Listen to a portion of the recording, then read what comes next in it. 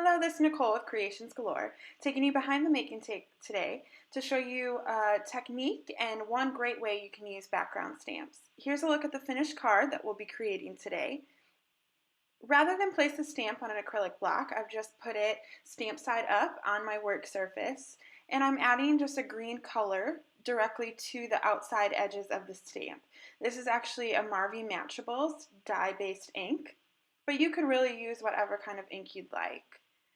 I'm then taking the white cardstock base and putting it over the stamp. You could use a brayer or just your fingers to then transfer the image. You'll see here just in a second that I hit some of the ink on the outside edge of the stamp and smeared it. So make sure you just don't do that. Now that we have our background, we're going to adhere it to an A2 piece of black cardstock. Folded, that'll be 4.25 by 5.5 inches, and the white cardstock is cut just 0.25 inches smaller. Now that we've used our background stamps, we're just going to dress up the card a little bit. I have a piece of white cardstock, some VersaFine black ink, which is going to give us a really bright, crisp black image. It's one of my favorite inks to use. And then talking about favorites, I'm using a sentiment from Sweet Stamp Shop, which, as you can tell by the discoloration of the clear stamp, it is used well. After stamping the happy, I'm just adhering that to a black cardstock mat with my favorite My Stick permanent adhesive. And then I'm going to adhere that right to the card front, and you'll see it'll cover up the white area where I didn't transfer the ink. There was no reason to add more ink if I was just going to adhere a piece over the top.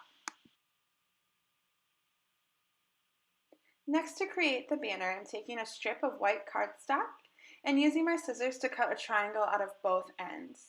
There are several different ways you could do this. Use a stamp punch or use a pencil to write the triangles on the strip before you cut them out. However, I'm just eyeballing it with my scissors. I'm not one to really worry about if each end is just a tad different. The stamp set, which is linked in the blog post, has several different sentiments that you can choose from.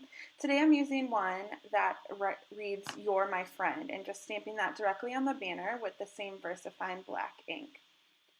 I'm then taking scrapbook adhesives, 3D foam risers, to add just a little bit of dimension to the banner and adhering that to the front of the card.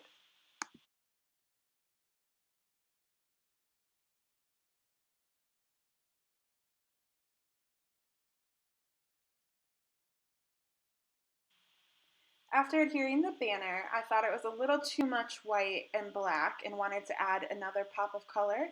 This is a Martha Stewart punch, and I'm turning it over to see directly where I'm punching to save on paper.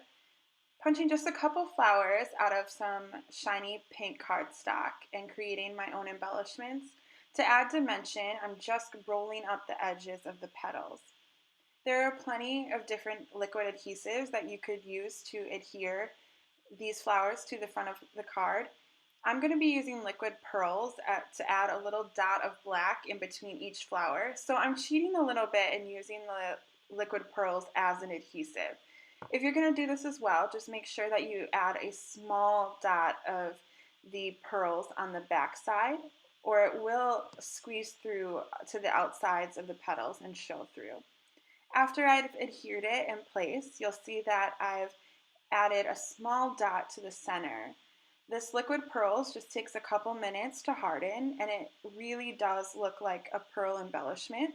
However, I don't need to worry about my fat fingers getting it in just the right spot or the adhesive not sticking.